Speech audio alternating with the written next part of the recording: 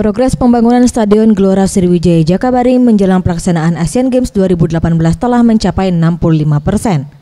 Menurut Hermansyah, selaku Kepala Pelaksana Pembangunan Stadion Jakabaring, untuk perbaikan stadion, pihaknya telah mengganti rumput stadion dengan menanam jenis rumput Zoysia matrela yang diprediksi mulai tumbuh 1 bulan setelah ditanam.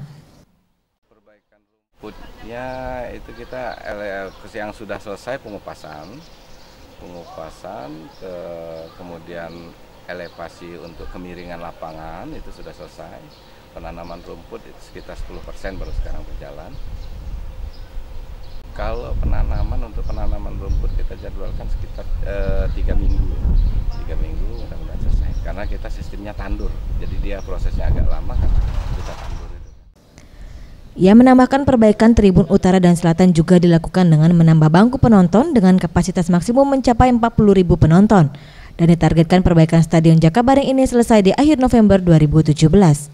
Tim Liputan Sriwijaya TV.